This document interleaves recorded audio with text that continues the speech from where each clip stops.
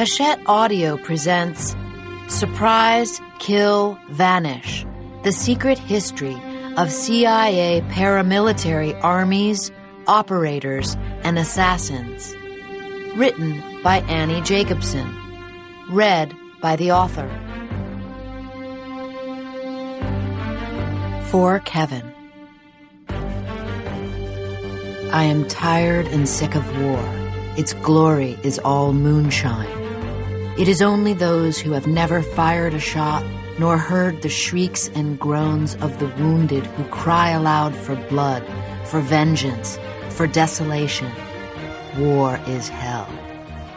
General William Tecumseh Sherman, attributed 1863. Author's note on sources. This is a nonfiction book about complex individuals working in treacherous environments populated with killers, connivers, and saboteurs. In reporting this book, I sat for hundreds of hours with sources who recounted to me situations of sheer pandemonium and chaos entwined with the human will to survive and the intellectual challenge of not giving up hope. Some interviews took place in sources' homes, others in the anonymity of roadside diners. One interview took place on horseback up in the mountains, an off-the-grid location where that particular source felt comfortable speaking. Halfway into our outing, as we were riding along in the otherwise quiet forest, we heard screaming, unmistakably a woman's voice.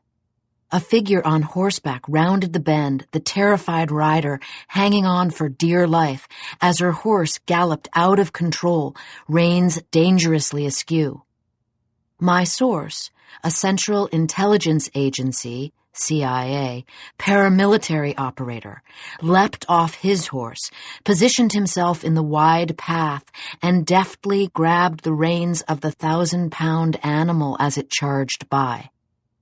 I knew he had a background with horses, but it was extraordinary to witness how quickly and intuitively he brought a dramatic and potentially dangerous situation under control.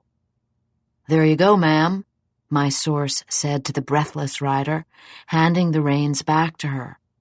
He asked if she needed further assistance, which she declined. In the chaos of the action, his shirt came untucked, and I noticed he carried a Sig Sauer P320 semi-automatic pistol at his back, near his buttocks.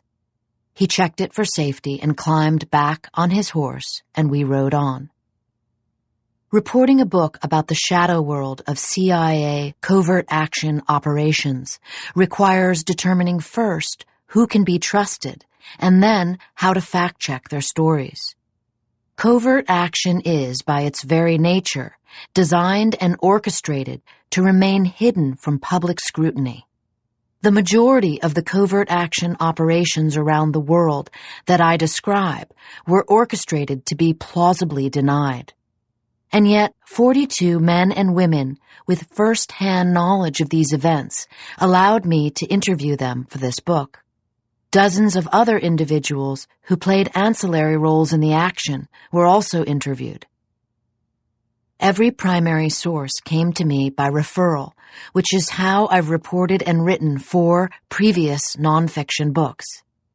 To verify facts, I reviewed sources' military service records, exceptional performance awards, medals, passports, real and pseudonymous, identification cards, journals, diaries, and more. How to fact-check sources' stories. The CIA and its intelligence community partners guard their secrets through a complex array of code words, cover stories, and operational names. Through Freedom of Information Act, FOIA requests, and pre-existing declassification efforts, I accessed thousands of pages of documents from the CIA, the Departments of Defense and State, and other government entities, housed in the National Archives and elsewhere, cited in the notes and bibliography. And this book would not exist without the work of other journalists, scholars, and historians whose books, monographs, papers, and news articles I have duly cited.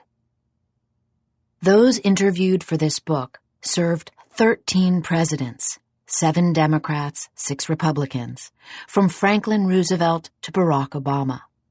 They include 2 surviving members of the Office of Strategic Services, OSS, 8 individuals who served the CIA at the Senior Intelligence Service, SIS, level, equivalent to an ambassador at the State Department or a general at the Defense Department, 11 chiefs of station from countries on 5 continents, numerous chiefs of base who served in some of the world's most dangerous outposts, including in Sudan, Yemen, Iraq, and Afghanistan, 19 operators from the Special Activities Division Ground Branch, an attorney at the CIA who wrote scores of classified presidential findings, starting with those on the Iran hostage crisis, and was uniquely helpful in clarifying executive office-level decision-making.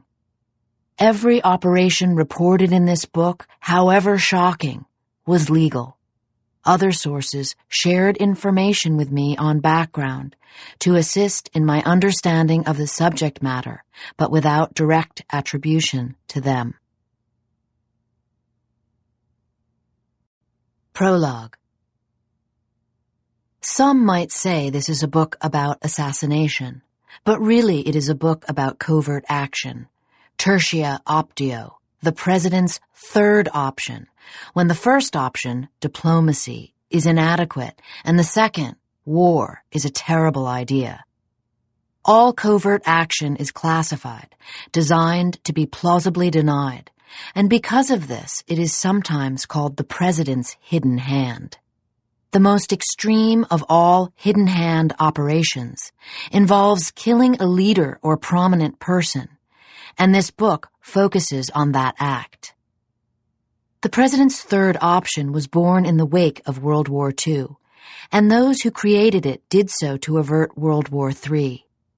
With its ethos in unconventional warfare, the Central Intelligence Agency officers and operators who conduct covert action were originally called the President's Guerrilla Warfare Corps. The same legal construct that allowed national security advisors for Presidents Eisenhower and Kennedy to plot to kill foreign leaders like Fidel Castro also allowed Presidents Bush and Obama to create a system in which prominent people can be placed on a kill or capture list to be targeted and killed. This authority remains in effect today. Targeted killing is not limited to high-technology drone strikes. The President's Guerrilla Warfare Corps kills enemies mano a mano, in close-quarters combat when necessary. The group that has the authority to conduct these lethal operations outside a war zone, on the ground, is the CIA's Special Activities Division. One of its most lethal components is called Ground Branch. The origins of the Special Activities Division, including its Ground Branch, lie in the CIA's precursor agency, the Office of Strategic Services, and specifically its Special Operations SO branch, a guerrilla warfare corps whose goal was to kill Nazis, to sabotage and subvert the Third Reich. The motto of one unit, the OSS Jedburghs, was surprise, kill, vanish. The OSS was modeled after a wartime British organization, also classified, called Special Operations Executive, SOE. The idea that most people find hand-to-hand killing repugnant, but mechanized killing somehow more palatable, is central to this book. From the early days of the OSS Special Operations Branch to the present-day activities of the CIA's Ground Branch, the most ruthless and risky lethal operations have evolved and transformed. Over the decades, killing a leader or prominent person under the rubric of covert action has been called many things by those who plan and oversee operations, but never assassination, because assassination is illegal. Killing a leader or prominent person at the behest of the president is legal under Title 50 of the U.S. Code. President Dwight Eisenhower's advisors discussed eliminating foreign leaders, and they set up a health alteration committee to neutralize or disable certain people. They spoke in riddles to uphold the construct of plausible deniability, Congress later found. President John F. Kennedy's advisors formalized killing and called it executive action. To President Ronald Reagan, the construct became preemptive neutralization, eliminating terrorists before they had a chance to strike again. Under President George W. Bush, the term lethal direct action was used. Under President Barack Obama, killing terrorists became known publicly as targeted killing. The question arises, how does killing any one person advance U.S. foreign policy objectives? This book aims to shine some light on how and why certain leaders and prominent people are targeted and killed. In the early days of covert action, there was no oversight. In the mid-1970s, after the Church Committee hearings produced a report called Alleged Assassination Plots Involving Foreign Leaders, oversight was given to Congress, where it remains today. Covert action orders are formalized by CIA lawyers in a presidential finding or Memorandum of Notification, MON, to be signed by the president. John A. Rizzo, former chief legal officer for the CIA, who served 7 presidents and wrote scores of these covert action findings, including the Memorandum of Notification that authorized lethal direct action against terrorists as of September 17, 2001, which remains in effect today, goes on record in this book. William D. Waugh, one of the oldest, longest-serving covert action operators in the United States, and a highly decorated U.S. Army Green Beret, makes up the core of this book. His is an extraordinary life spent dedicated to perfecting the art of covert action. Covert action is assigned to the CIA in peacetime, but run jointly by the Defense Department during war. Because foreign governments, non-state actors, and lone wolf assassins regularly try to kill America's commander-in-chief, it is important to also understand how deterrence against assassination is the other side of the covert action coin. This part of the narrative is told through the lens of Louis C. Merletti, the 19th Director of the U.S. Secret Service, and a former member of the Counter-Assault Team, CAT, the paramilitary force of the U.S. Secret Service. Like Waugh, Merletti's unconventional warfare expertise comes from his combat experiences in Vietnam as a Green Beret. I first started thinking about assassination in 2009, when I was working as a reporter for the Los Angeles Times magazine. A source visited my home on the way back from the Middle East. He worked in counterterrorism. That was the extent of what he could say about his employment situation. I knew him to be an expert weapons handler. He almost always traveled with gun cases. And yet, the commemorative medallion he showed me from his most recent travels read, American Embassy, Kabul, Afghanistan. Nothing in his area of expertise was related to diplomacy as far as I knew, but we both understood it was best to leave it at that.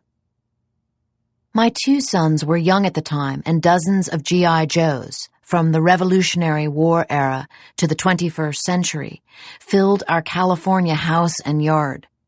At the boys' request, the source painstakingly identified G.I. Joe's unique weapons: Confederate rifles with bayonets, M1 Garands, AK-47s, M16 rifles.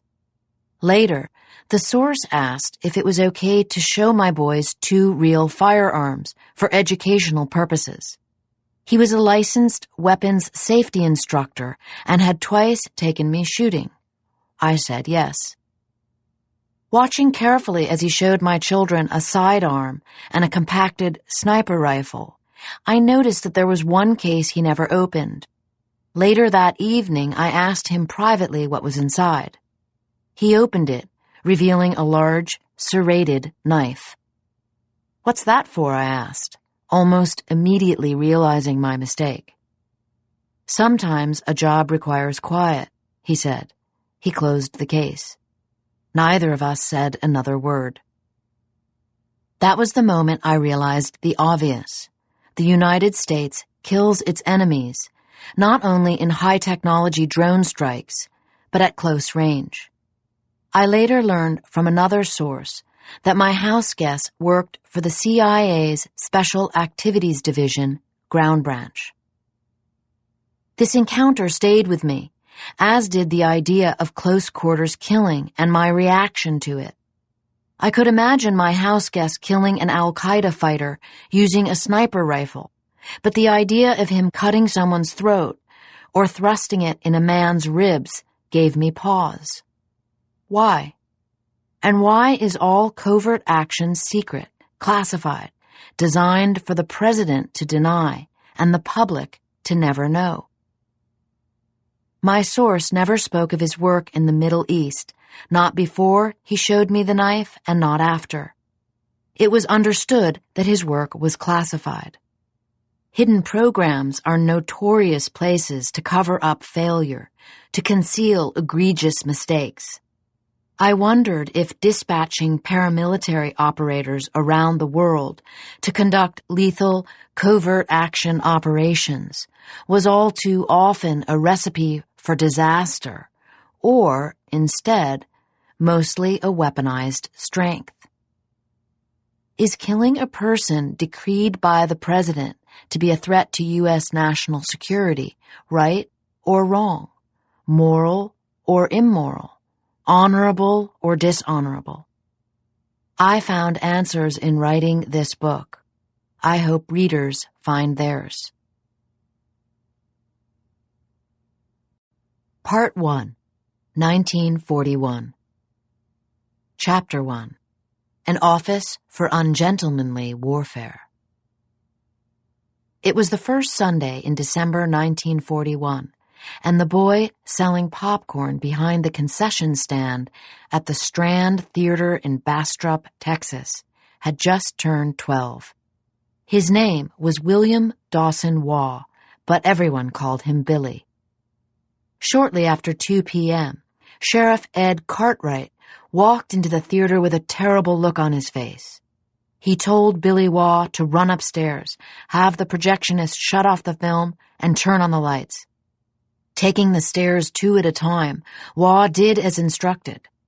From high above in the projectionist booth, he watched as the room full of moviegoers squinted and complained about the movie being interrupted. Then Sheriff Cartwright walked onto the stage and everyone fell silent. "Listen up," the sheriff said. "The Japanese just attacked Pearl Harbor. The U.S. Pacific Fleet was destroyed and thousands of Americans were dead. What would happen next was anyone's guess," the sheriff said, "but it would be foolhardy to rule out the possibility of another attack." Sheriff Cartwright told everyone to go home and cover their windows with blackout material, listen to the radio, and stay informed. Billy Waugh stayed behind, watching the moviegoers file out. After he finished cleaning up, he went home to the house where he lived with his mother, Lillian, a part-time school teacher, and his older sister, Nancy. The next day, Congress declared war on Japan. 3 days after that, Adolf Hitler declared war on the United States, and Congress then declared war on Germany and Italy. With America at war around the world, Billy Waugh made a vow to himself. One day I'll go to war too. The day Pearl Harbor bombed the United States in a surprise attack remained imprinted on his mind. By that time, 1941, Billy Waugh knew more about war than most 12-year-old boys.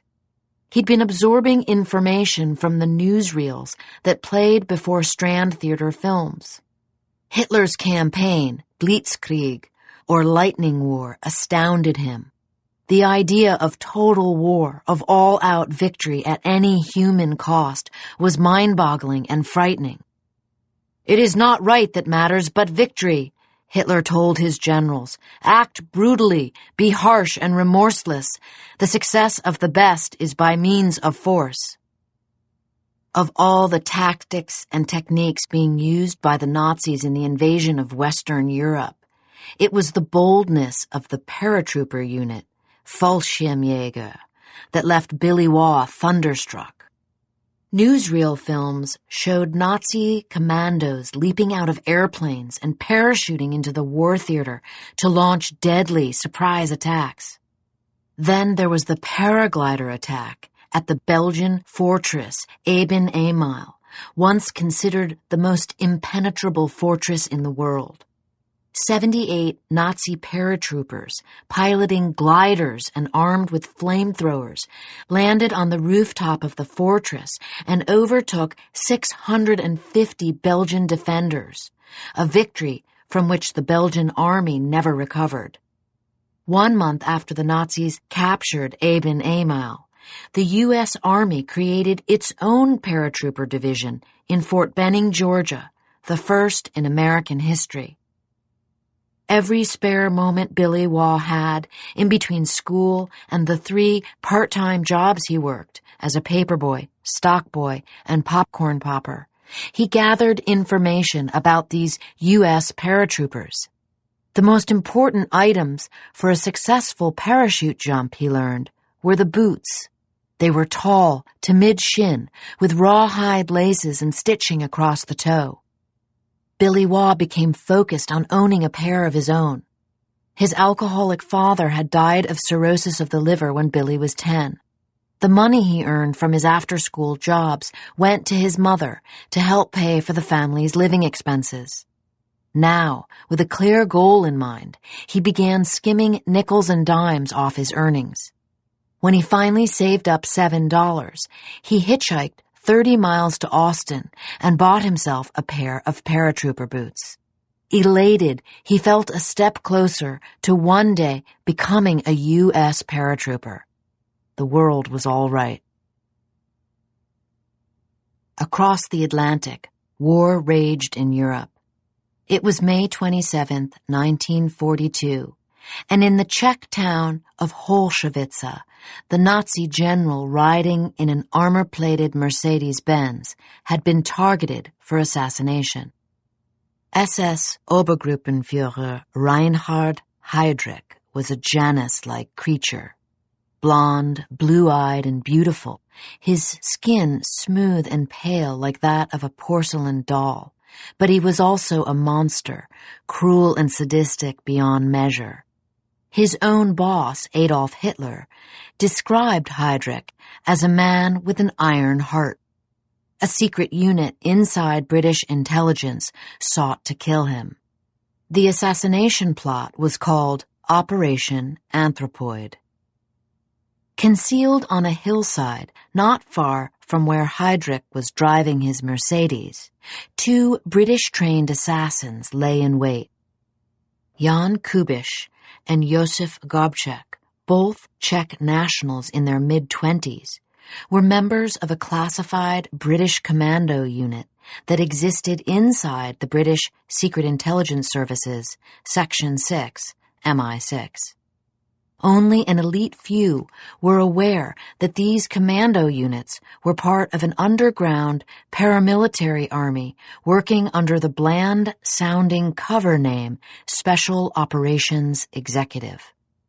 Kubish and Gobchek had been assigned to SOE's Division D for destruction, and their work was based on unconventional warfare tactics, also called guerrilla warfare. The existence of SOE was a source of great controversy within the British military establishment. Most British generals believed war was first and foremost about chivalry and honor, that it must be fought in adherence to the laws of war. While no single document can be identified as the ancient source from which the laws of war have evolved, modern-day codes of conduct stem from the Lieber Code, a set of 157 rules written by lawyer and university professor Francis Lieber during the American Civil War. Issued on April 24, 1863, by President Abraham Lincoln as General Order No. 100, these rules were to serve as a uniform code of conduct governing the behavior of the Union Army, the Confederate Army, and the armies of Europe. They were later expanded upon in Hague Convention resolutions of 1899 and 1907. Rule 148 of the Lieber Code explicitly prohibited assassination. Civilized nations look with horror upon offers of rewards for the assassination of enemies as relapses into barbarism, Lieber wrote. Guerrilla fighters were labeled insidious enemies and therefore not entitled to the protections of the laws of war. War, like sport, was to be a gentleman's game. Guerrilla warfare was most ungentlemanly, based as it was on treacherous principles like sabotage and subversion. Sabotage during World War II meant blowing up trains, bridges, and production plants behind enemy lines, situations in which civilians would likely be killed. Subversion, or undermining the authority of an occupying force, required a host of dirty tricks and deceptive acts, including assassination. But Prime Minister Winston Churchill believed that SOE Division D was necessary, and he personally approved of every mission it undertook. Because guerrilla warfare in general, and SOE operations in particular, were considered ungentlemanly, the SOE became known as Churchill's Ministry of Ungentlemanly Warfare. Commandos like Kubish and Gobchek were trained to infiltrate enemy-occupied territory, perform hit-and-run operations, and then disappear. The short-term goal of their efforts was to create paranoia among Nazi officials and embolden underground resistance movements. The long-term goal of the SOE was to prepare the battlefield for an upcoming Allied invasion. In Nazi-occupied Czechoslovakia, Obergruppenführer Reinhard Heydrich was in charge. He was also one of the most influential and powerful generals in the vast Nazi war machine. Heydrich reported directly to Heinrich Himmler, the ambitious, sadistic Reichsführer whose evil knew no bounds. Heydrich created and supervised the Einsatzgruppen, extermination squads, whose 3,000 members shot and killed more than 1 million men, women, and children during the war. He served as one of the main architects of the final solution and personally initiated the deportation and mass murder of European Jews. In 1942, he was at the top of SOE's kill list. At SOE, the Heydrich assassination operation was handled jointly by two men, Major General Sir Colin McVean Gubbins, a decorated World War I hero and SOE's Director of Operations, and František Moravec, the former chief of Czech military intelligence, then living in England in exile. As with most SOE commandos, Jan Kubiš and Josef Gobchek had been hand-picked for bravery, cunning, and a willingness to ruthlessly kill. The whole art of guerrilla warfare lies in striking the enemy where he least expects it, and yet where he is most vulnerable, Gubbins instructed his men. Inflict the maximum amount of damage in a short time and get away. The SOE considered assassination a necessary dark art, a way to weaken the Nazis' impenetrable hold on power. A successful operation required months of planning by Gubbins and Moravcsik, followed by months of intense training and rehearsing by Kubish and Gobchek. Much of the work took place in a classified SOE facility in Scotland, codenamed Training Center STS-25. Here, the assassins trained in guerrilla warfare tactics, including hand-to-hand combat, sharpshooting, cover and concealment, and the manufacture of homemade bombs. They learned map reading and code deciphering, how to slit the throat of a sentry or guard without making a sound. Finally given the green light, Kubish and Gobchek were flown in under cover of darkness by a British pilot and a crew of 5. They jumped out of the aircraft over a village just east of Prague and parachuted in behind enemy lines. Safely on the ground, the 2 commandos met up with resistance fighters who hid them from discovery until they were ready to strike. On May 27, 1942, the moment arrived. There, in Nazi-occupied Holzhawitza, Kubish and Gobchek lay camouflaged in the grass. They'd arrived to the target area on bicycles, now stashed in a nearby grove of trees. Each man had a pistol in his pocket. Gobchek carried a Sten submachine gun.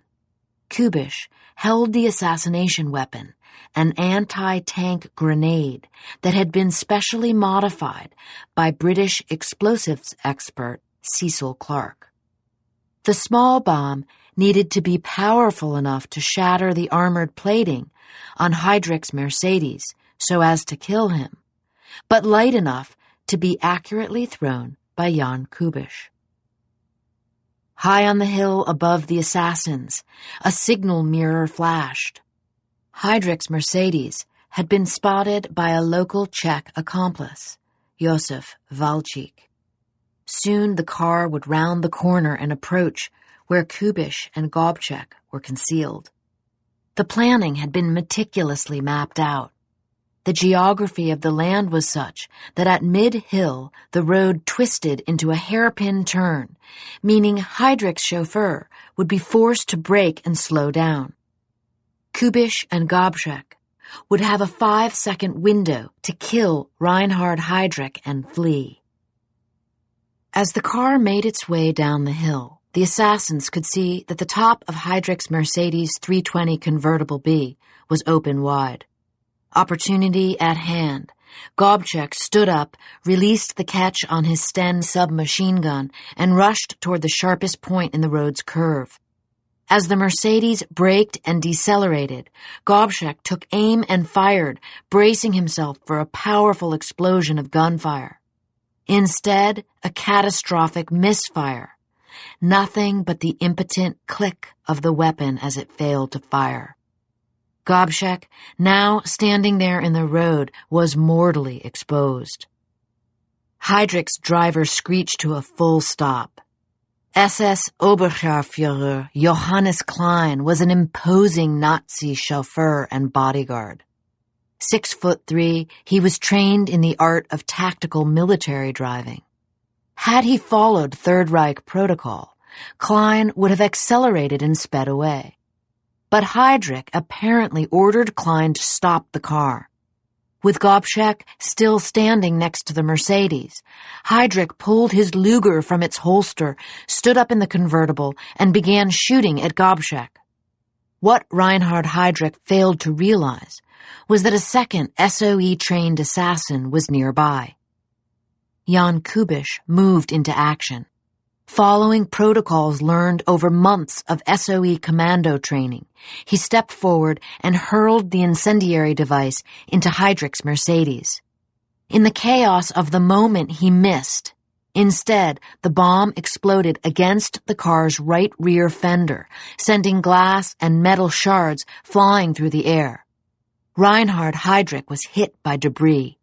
Not realizing he'd been wounded, Heydrich got out of the car and continued firing. Ditching his faulty submachine gun, Gobchek returned fire with his pistol. Enraged, Heydrich lumbered toward his assassin as Gobchek sought cover behind a telephone pole. As the smoke from the car bomb cleared, Kubish emerged bleeding from a head wound.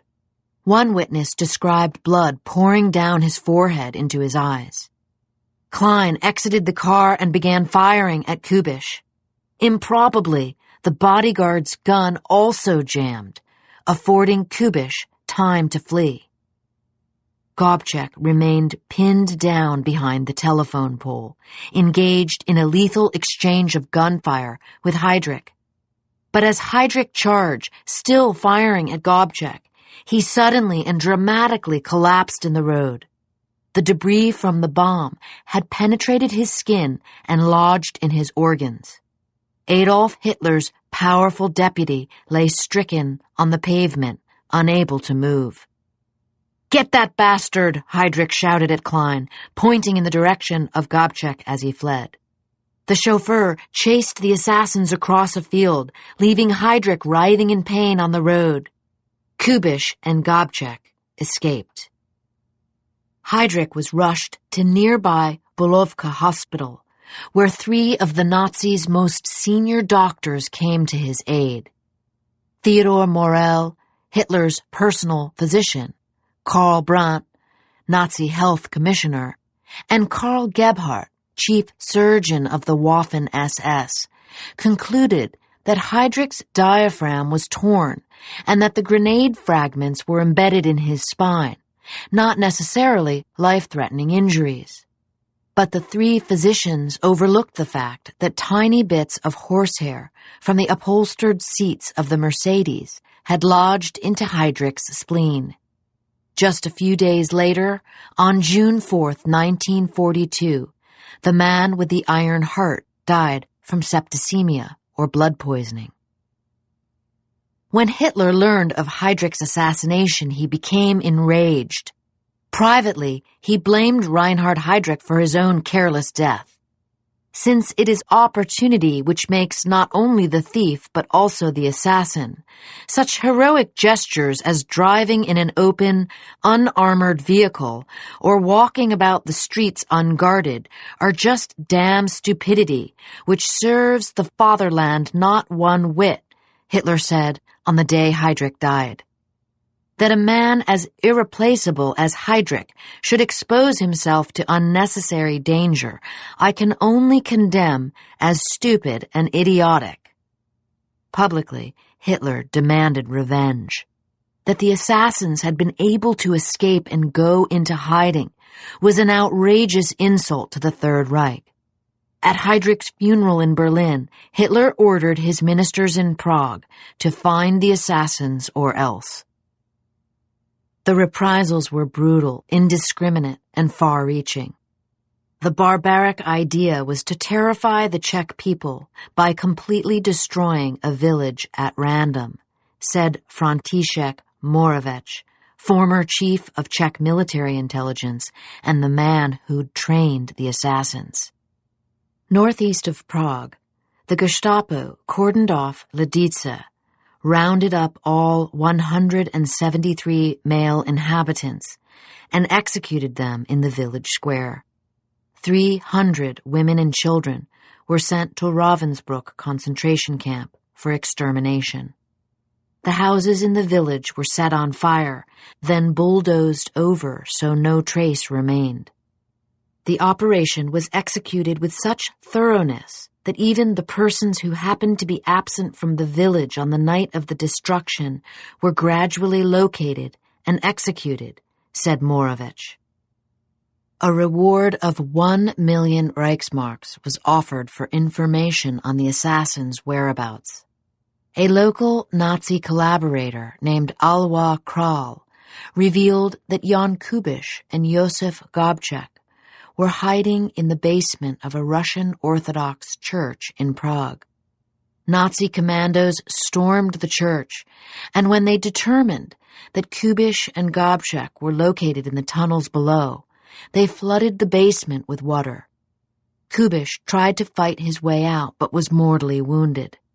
Gobchek, knowing he would soon be killed or captured, swallowed a cyanide pill given to him by the SOE. Both men's bodies were recovered and buried in a mass grave. The reprisals did not end in Lidiza. 5 days later, Nazis razed Ležáky after a shortwave radio transmission was found to have been sent from the village to the British. All 33 residents and their children were killed. The following week, 115 people accused of being members of the Czech resistance were executed. Heydrich's successor, SS General Kurt Dahlug, boasted that in retaliation for killing Reinhard Heydrich, 1,331 Czech citizens were executed and another 3,000 Jews exterminated. Was it worth it? 5,000 Czechs paid with their lives for the death of a single Nazi maniac, Moravich lamented after the war. In 1945, after the Germans surrendered, Moravich returned to Prague to speak with Alois Kral, imprisoned and awaiting trial for Nazi collaboration. "Greetings, brother," Kral said sarcastically to Moravich when the two men met. "Brother?" asked Moravich, astonished. "I killed 2 Czechs. You killed 5,000. Which of us hangs?" Kral asked.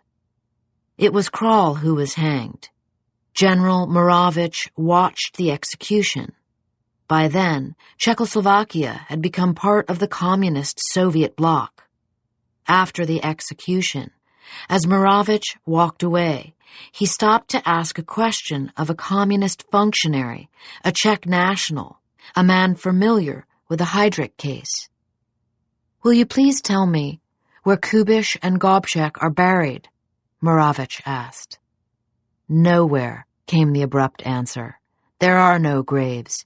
You foot-kissers of the British are not going to have that excuse to build a statue and hang wreaths. Czech heroes are communists now." And so it goes. Wars are fought. One side wins, the other side loses. Some go home. Others become casualties. Freed from Nazi rule, the Czechs lived under a communist-led government that answered to another tyrant, Joseph Stalin. For the second time in a decade, František Moravich fled his country, this time for America. There, the former head of Czech military intelligence took a job as an advisor to the U.S. Department of Defense, where he worked until suffering a heart attack in 1966. He died in the parking lot of the Pentagon, seated in the front seat of his car. To the SOE, the assassination of Reinhard Heydrich was necessary and justified. The spectacle killing of a top Nazi general poked holes in the armor of the Nazi war machine. To the general Czech population, it made the strong appear weak. Inside the Third Reich, the meticulously planned and executed assassination operation gave rise to fear and paranoia among other Nazi officials. When Winston Churchill was briefed on Operation Anthropoid, he expressed approval. When U.S. President Franklin Roosevelt asked whether the British had a hand in Heydrich's assassination, Churchill is said to have winked. In Washington, D.C., a retired World War I general and recipient of the Medal of Honor named William J. Donovan had been trying for years to get President Roosevelt to authorize an unconventional warfare organization modeled after SOE. 2 weeks after Reinhard Heydrich's assassination, Donovan got his wish. As per Executive Order 9182, the Office of Strategic Services was born, a closely held secret at the time, but now famously known as the wartime predecessor of the CIA. Under the authority of the Joint Chiefs of Staff, OSS would work in partnership with SOE. William J. Donovan was made director, and within days of creation, recruiting for OSS was in full swing. At Fort Polk in Louisiana, U.S. Army officer Aaron Bank, 40, was restless and bored. It had been 17 months since the sneak attack on Pearl Harbor, and the same amount of time since Bank had requested troop assignment. He was burning to see combat, but in the eyes of the U.S. Army, Aaron Bank was too old. And so instead, he'd been assigned to a railroad battalion, overseeing soldiers lay tracks connecting Fort Polk to Camp Claiborne 50 miles away. My spirits were low with such unrewarding duties, he told a friend. One day in the spring of 1943, passing the adjutant's tent, Bank spotted a notice on a bulletin board. The Army was looking for volunteers. The notice read, "Likelihood of a dangerous mission guaranteed."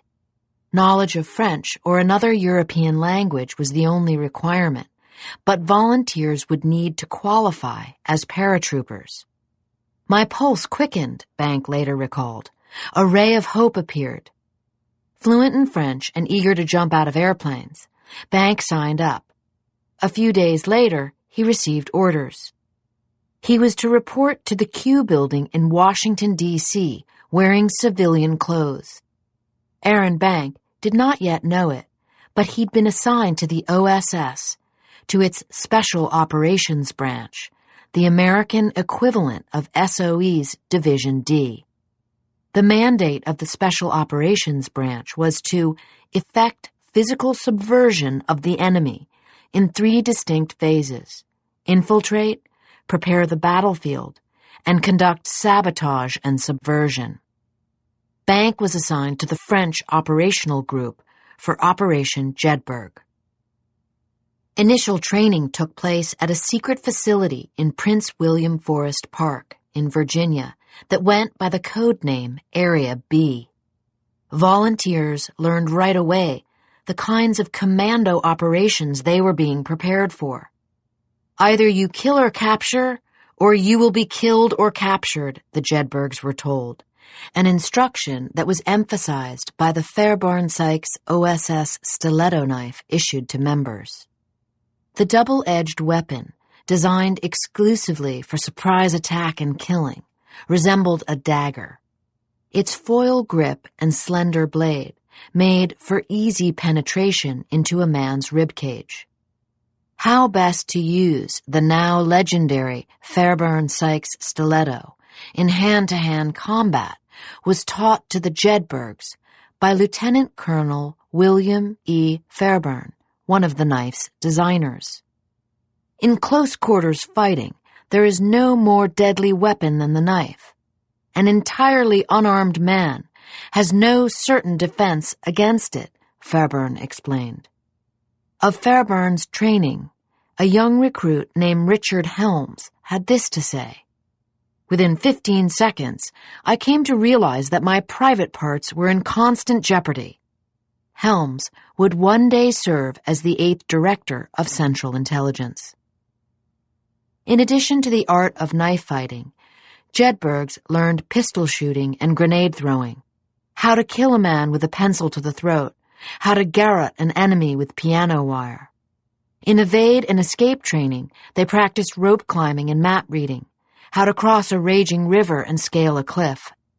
To master the art of sabotage, the Jedburghs learned to construct bombs powerful enough to blow up bridges, canal locks, and industrial plants. To infiltrate territory laced with landmines, they practiced on an obstacle course laced with small explosive charges and called Demolition Trail.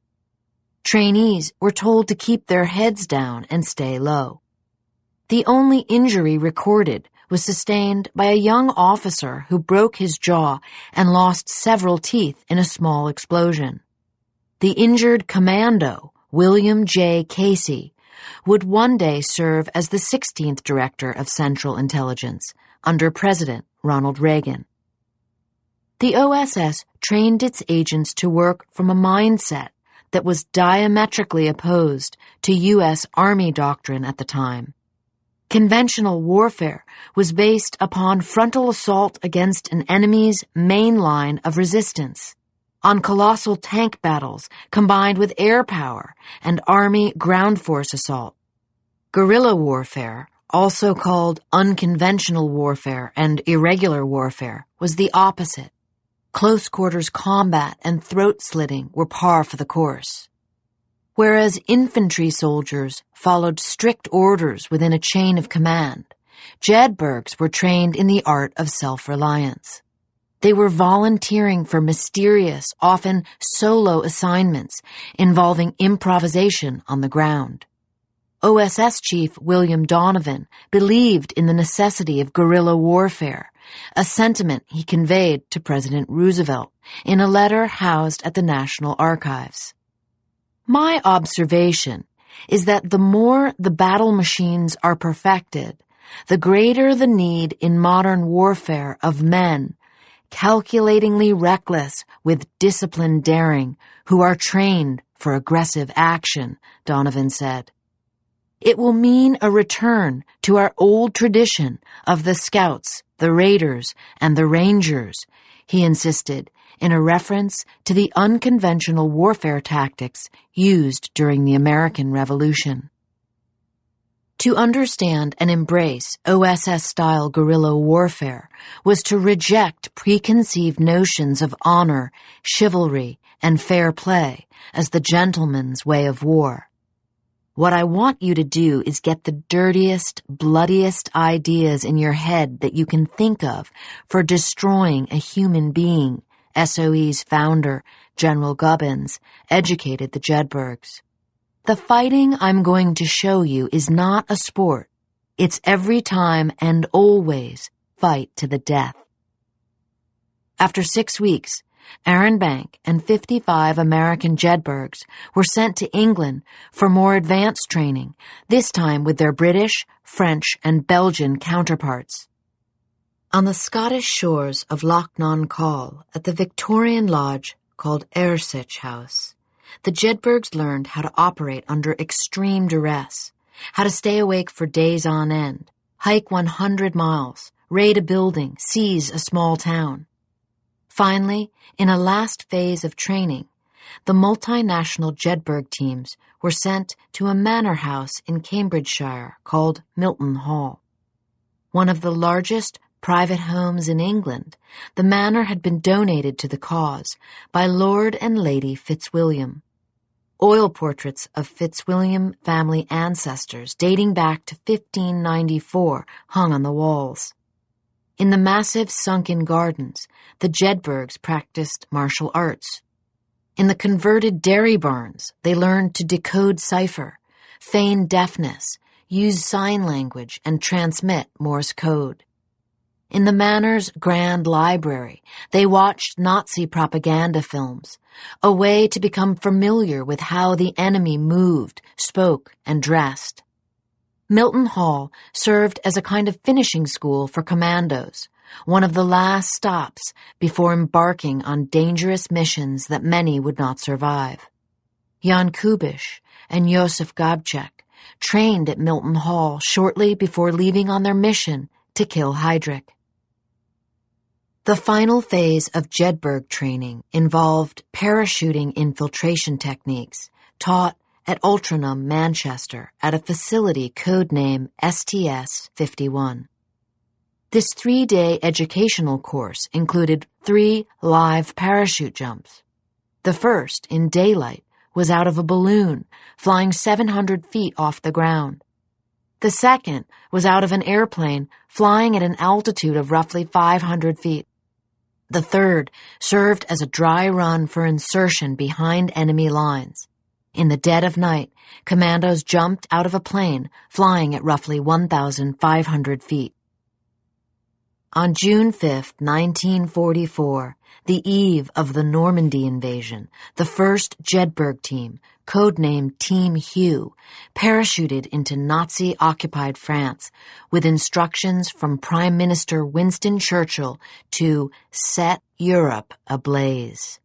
92 Jedburgh teams would follow, including one led by Aaron Bank, now advanced to Chief of Guerrilla Operations in France.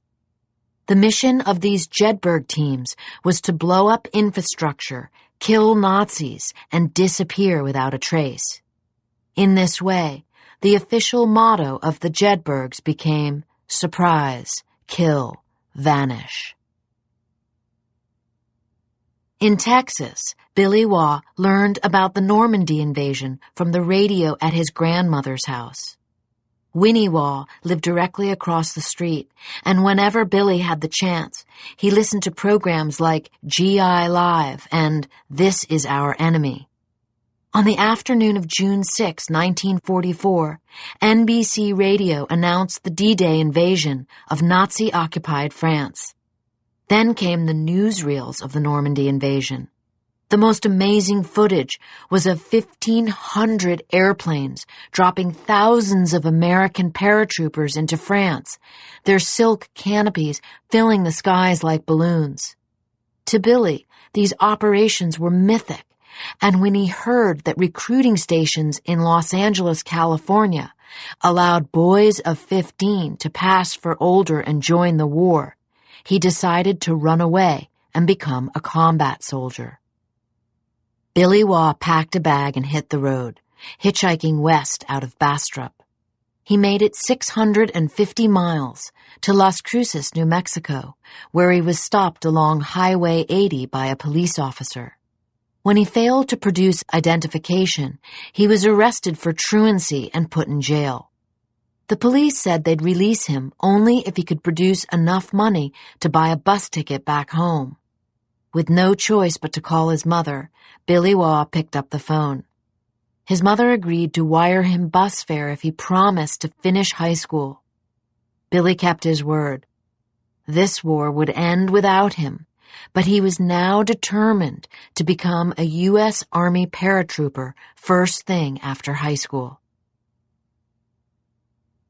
In Europe, as part of a plan called Operation Foxley, the British Special Operations Executive conceived of ways to assassinate Adolf Hitler. One plot called for a sniper to shoot Hitler during his morning walk around the Berghof, his residence in the Bavarian Alps, using a Mauser Car 98K with a telescopic sight. Another plan involved sending a single commando into Nazi Germany to poison Hitler's food with an unidentified toxin codenamed I. In the third plot, commandos would attach a suitcase full of explosives under the Führer's train car. But the laws of war forbade assassination, and many British generals worried that such a high-profile assassination could open the door to a war crimes trial. Not everyone agreed. On the pro-assassination side was Air Vice Marshal A.P. Ritchie, who told colleagues that the German people viewed Hitler as something more than human. To Ritchie, it was this mythical hold which Hitler exercises over the German people that is largely responsible for keeping the country together at the present time. In a bid for assassination, he argued, "Remove Hitler and there is nothing left." But Vice Marshal Ritchie was a minority voice. Decades earlier, in 1907, 44 nations had met at The Hague to formalize the laws of war as had been originally written in the Lieber Code. In Laws and Customs of War on Land, Hague 4, assassination was further defined to include any form of treacherous killing. Wartime killing had sharp distinctions, the authors wrote, citing by example two contradictory ways to kill a general or king, one considered a treacherous war crime, the other a lawful killing. A soldier is forbidden to sneak into the tent of a general or king, disguised as, say, a peddler. But if that soldier is in uniform and is part of a small attacking force, then he is allowed and encouraged to kill the general or the king. One soldier is a vile assassin, the other a brave and devoted soldier, according to the Hague Convention. The reason for the distinction, the authors wrote, was to diminish the evils of war. And so, despite how arbitrary this and other prohibitions seemed to some, the British SOE plans to assassinate Hitler were scrapped. There was no way an SOE commando could operate inside Nazi Germany, wearing a uniform of the British Army, it was argued. But over at the Office of Strategic Services, the boldness of Operation Foxley inspired the OSS Chief of Secret Intelligence for Operations in Europe to devise a Hitler assassination plot of his own. The chief was a young American lawyer-turned-commando named William J. Casey, the same young man who'd broken his jaw and lost several teeth on the Demolition Trail while training for OSS Special Operations at Area B.